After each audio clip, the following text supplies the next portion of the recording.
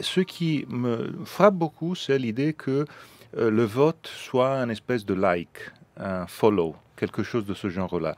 Et qu'il y a surtout dans les jeunes générations l'idée que le vote n'est pas, disons, il n'y a pas la sacralité du vote parce que les expressions de volonté que vous avez dans l'Internet, vous pouvez les changer tout de suite. Vous followez quelqu'un, vous ne l'aimez plus, vous le défollowez dans la minute après. Vous faites un like, vous n'aimez plus, et vous éliminez le like.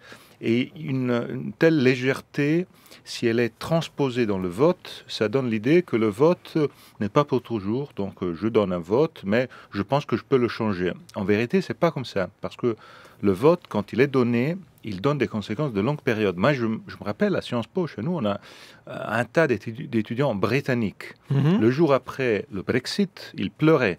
Beaucoup d'entre eux parce qu'ils n'avaient pas voté.